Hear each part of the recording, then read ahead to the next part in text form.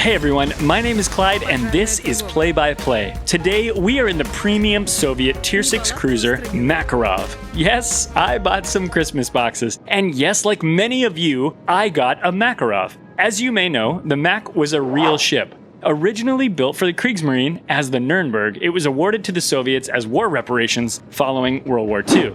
As World of Warships players, we all know that the Nürnberg is hot trash. It explodes at the mere mention of armor-piercing shells and has the most games played of any Tier 6 cruiser in the game, and not by a small margin. World of Warships players on the North American servers have played 1,123,122 more games. Not just that many games, that many more games than the next most played ship at that tier.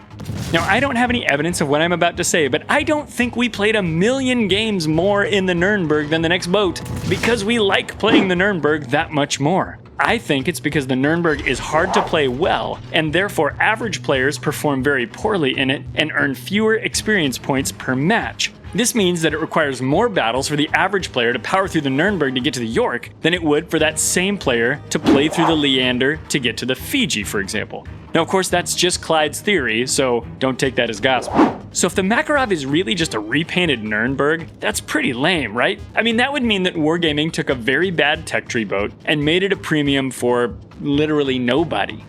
Well, not exactly. If you go look at the numbers on the NA servers right now, you'll see that Makarov has the highest average damage of all of the Tier 6 cruisers in the game. So, if the Makarov is just a clone of the Nürnberg, a ship we know to be bad, what's going on here? Okay, it's probably not fair to call the Nürnberg a bad ship, but I think both the Makarov and the Nürnberg benefit from having a high-skill player at the helm, one who really knows how to take advantage of the ship's incredible strengths while not exposing its incredible weaknesses to the enemy team. Now, it could be that some of these high-skill players, the ones that we're talking about, not Clyde, high-skill players, okay, like to play these bad boats in order to become expert players in suboptimal equipment. This behavior can certainly skew a ship's statistics, and we've seen it in the past. When new boats come out, these high-skill players go out, they get the new boats, they figure them out, and for a little while, the stats of every new ship are pretty high, or higher than they will be after everything settles out, and more average players get their hands on the ships and bring the numbers back to what they really are across the entire player base. This statistical skewing is really easy, particularly on boats like the Mac that only have less than 30,000 games played on the North American servers, not millions and millions of games played like we have in the Nürnberg. After looking at all these numbers and thinking about all these possible scenarios, I decided that I needed to take a look at these two ships in more detail to find out what makes the Makarov different and maybe even better than the Nürnberg. I wanted to understand if there was any reason to play the Makarov, or if it was really just another Nürnberg, a ship I've already got plenty of matches in. I did a quick comparison and compiled a list of differences that I found between the Makarov and the Nürnberg. This list might not be every single difference, but these are the ones that I think most players would care about or look at when they're looking at the two ships. I don't really want to talk about all these numbers because I don't think all of them are particularly significant, but I do want to call out a couple of differences that are probably worth noting between the two ships. Both the Makarov and the Nürnberg have really good range on their main guns for Tier 6. Nürnberg has 16.5 kilometer guns, Makarov has 16.3s. And that range is a really key part of playing this ship well. You want to stay towards the outside edge of that range, maybe 14, 15 kilometers away from the targets that you're working on. That way, as the shells from your enemies come in, you can see them coming for a long time. Coupled with your good rudder shift, you can turn the boat, dance around, dodge the shells, and with the two turrets on the aft of the boat, you'll be able to keep those firing at the bad guys this whole time. There's a quick reload on these mains as well. It's just 6 seconds, which means you can keep shells going constantly. The danger, of course, is that you won't be able to maintain that 14, 15 kilometer range, and you may wander into 10, 12 kilometer range from a battleship. At that point, it's super dangerous. You will be citadeled, so keep an eye on the distance to target and keep that back out towards that 14,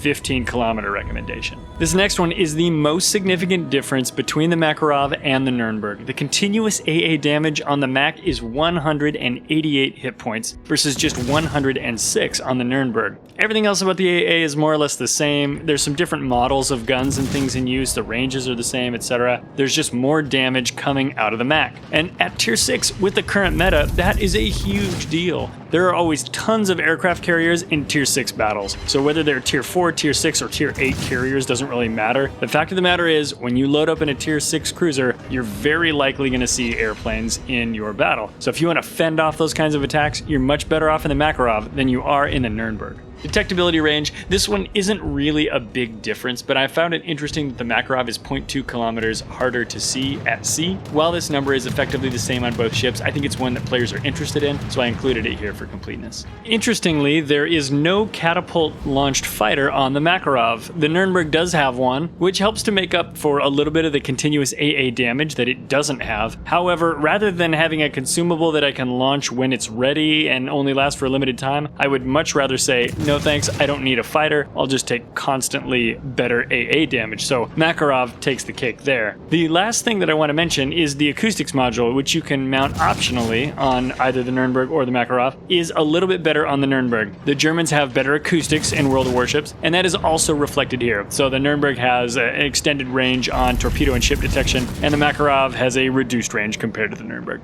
So this is kind of a strange battle of World of Warships, and the reason is it's a random battle, but there's only 9 players on each team. This is not a co-op, it is a random, but because of a quirk of the matchmaker, they threw us into a smaller match, which works out fine. As the Makarov, I don't want to have a bunch of people who can shoot at me. I've been keeping my distance. I started off on the east side of the map with all those islands. I figured I could use those islands as cover and dance around in and amongst them. Although as the enemy team seemed to lean more westward, I ended up coming back this direction. Here you can see me. I am about 15.6 kilometers away from that Nagato, and I'm using that guy as my target. I've already had a couple of fires this match, and so I've got over 20,000 damage on the clock so far, which isn't too bad for a tier 6 cruiser that's as fragile as the Makarov. Taking a shot there at the Fiji, just 10 kilometers away, but I knew that island was going to be there to keep me safe. And as we see, there is a cyclone rolling in this match, which is about to make visibility difficult for everyone. I think in the end, it winds up being a benefit for me, but we'll talk about that as we get there. And so at this point, we've got a huge cluster of ships. Take a look at this cluster that is coming into the cap and being resisted by our Massachusetts and our Vesser. In fact, the only reason our Vesser isn't dead is because of that little potato-shaped island there that is protecting him from 2 Massachusetts, a Bugioni, and some sort of destroyer. It's hard to read on the mini-map because of all of the ships that are stacked on top of each other. It looks like a T-22. So the Vesser is running, and I hope he can get away. Our Pensacola and Sinop are moving to the north, trying to put a little pressure out there, and I'm returning back to help defend the cap. We have those Massachusettses, we have a Bugioni, we have a T-22 rolling in, and to the north, we also have a Fiji, and a Vladivostok, and a Nagato that are lurking about. Our Pensacola and Sinop are moving north, probably to try to threaten the enemy aircraft carrier. And by this point, the cyclone is in full swing. Visibility is down to 8 kilometers. That helps everybody whose detectability is longer than 8 kilometers, which includes me in the Makarov. Mine is about 12 kilometers. So as I'm coming up around this island, I'm letting the Massachusetts and the Odin get out ahead of me. This is an important tactic to understand for light cruisers, or any of these cruisers that don't do huge damage. You know, the Makarov is not likely to just devastatingly destroy a ship in 1 salvo, or even in 3 salvos. It's a damage over time boat. I do 500 to 1500 damage with my shells. I start fires, and I slowly burn down the enemy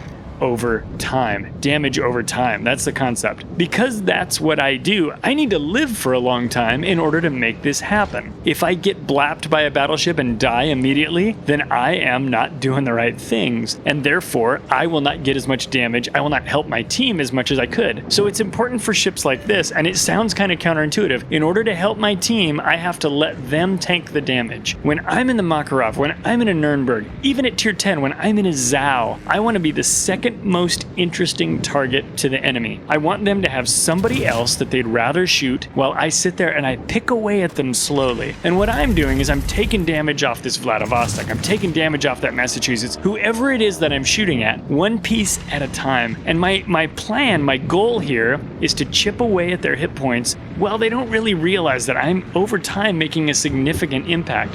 Doing this can be a real balancing act. I'm up to 28,000 damage. Just a second ago, I was at 20k. I got that 8k pretty much entirely on that Vladivostok. But the thing to take away from that is that I am having an impact. And what I'm doing is I'm softening up these ships. A lot of times in boats like this, you'll get rewards like Confederate, because you won't be getting all the kills, but you'll be dishing up damage to a bunch of ships. The other interesting thing about this is a lot of enemy ships are not looking at my Makarov like it's a threat. The Vladivostok can see me. The Massachusetts can see me. These guys are fixated on these battleships, probably a little more so than normal. This is not behavior you can count on. I should not be this safe, this close to tier 8 battleships in a Mac. But I am, and what I'm able to do here is just keep my guns working because the enemy battleships are fixated on a singular purpose. They're trying to take down our Odin, who's very low. They're trying to save the Massachusetts on their team, who's very low. Look at this. I'm even going to take a torpedo run against this Vladivostok. If I can land any torpedoes on that guy, that is a huge victory for me in the Makarov. So I'm going to keep my guns working. His secondaries are on me. He sees me coming up, but his mains are fixated on that Massachusetts. He knows, the Vlad knows, that if he can kill the Massachusetts, I'm no problem.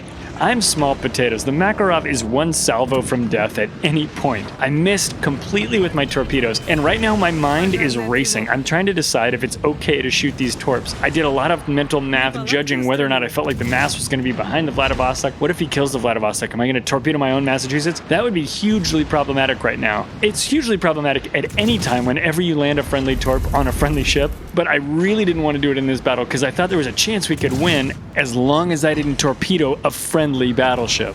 And check this out. Fantastic. I just did a bucket of damage to that guy and my Massachusetts finished him off. Not surprising, I'm a damage over time ship, but I also landed 3 torpedoes right there. I've got 73,761 damage on the clock. This is Christmas morning for me in the Mac. I would never have expected that much damage. The Massachusetts is excited. I tell him, I'm glad that worked in chat. And he's like, yeah, me too, bro. Because I basically launched torpedoes directly at him, trusting that both ships would maintain their same course, that they would dead reckon in such a way that I would not torpedo my ally. I apologize to the Massachusetts, but he's pretty cool about it, thankfully. At this point, there's a Nagato and a carrier left. We have a Massachusetts, myself in the Makarov, and our aircraft carrier. Remember the Wesser? Remember how close the Wesser, or Vesser, whatever, was so close to the enemy ships by Little Potato Island over here to my left. But he managed to get away. I'm so impressed with this captain, and of course the allies that came in and resisted those ships so that he could make his escape. And it's a good thing too, because we're going to need his airplanes as we continue to roll through this battle. Now remember, during a cyclone, I have to personally be able to see the Nagato. My battleship there could see him and was shooting him, but I couldn't. As you can see, I'm turning my ship to the north. I need to close the distance between me and that battleship. There he is. I've got eyes on the Nagato. I get a guy in chat telling me that I need to ram him, and I'm like, I don't know if I would survive that long, but I do plan to go in on a torpedo run. My Massachusetts is not long for this world, and so I need to close the distance between me and the Nagato as fast as I can while the Mass is still alive. As soon as the Mass goes down, I am priority number 1. Right now, I am the second most interesting target to the Nagato, which means he doesn't give 2 craps about me. I've got plenty of time to figure out what I'm going to do. I'm holding my torpedoes here because I don't want to torpedo my Massachusetts, and I also only get 1 shot at this. I only have 1 torpedo launcher on the right side of my ship, the starboard side. If I miss, if the Nagato decides to sink me, if anything goes wrong, I will not be able to turn my boat and get the next set of torps on him. So I wait, and there they go, launched. I'm trying to race as fast as I can so that his guns have to turn the farthest possible distance. He slams into me with 1 turret. I take 2,500 damage, must have been overpens, but his other guns don't go off. 2 torpedoes slam into the side of him, and I kill the Nagato. Fantastic, but in comes the Ranger. He's dropping torpedoes. They splash in the water. Thankfully, the Nagato's husk saves me from most of them, but I take 1 torpedo from the Ranger. I'm turning around. At this point, what I want to do is get close to that Vesser so that we can share AA and not die to the Ranger. The Nagato goes into chat and says, I was switching shells. That's why he was only able to fire one gun at me instead of a full salvo. I would absolutely be dead. I get a comment from an enemy team that says, screw you, Wargaming, from giving this man the Makarov, because I have been running amok on these guys for the last few minutes. Obviously, with a great deal of support from my team. Again, I couldn't have done any of that. 96,279 damage, a huge number for a Makarov, but I couldn't have done any of that if my team wasn't tanking the damage. That's the beauty of this kind of ship, this damage over time ship, is making sure that I am available and within range of targets, but that my allies are keeping the enemy busy so that I'm less interesting to them. And so I'm going to cut a few things together here just to sort of shorten this, because essentially right now we're waiting for the end of the game. Me and the Vesser are low on hit points, and the Ranger is just chucking airplanes at us. And so I'm just going to show a few drops as they were coming for us. And we're combining our AA to try to knock these planes out of the sky, because honestly, that guy hit me with 3 torpedoes immediately after finishing off the Nagato, and one more is going to kill me. And look at the score. It's pretty close. We could actually see the scores flip if he kills me, and we don't answer that with a kill back. Our Vesser is sending planes against the Ranger too, but aircraft carriers attacking aircraft carriers rarely works. So I managed to dodge those torpedoes. The Vesser hits the brakes as well and doesn't take them. We're just doing everything we can to dance around here, staying close together. We get a little too close right here.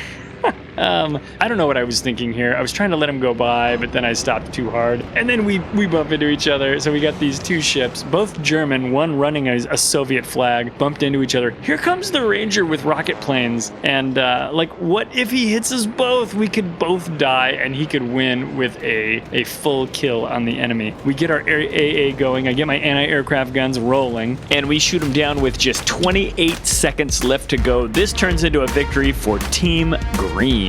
Thank you so much for watching. If you liked what you saw today, please hit the like button and subscribe so you'll never miss an episode of Play by Play. If you can't wait for the next episode, go check out the other videos that are on my channel right now. There's a whole stack of Play by Plays just like this one. Thanks again for watching. Take care of each other, and we'll see you in the next battle, Captains.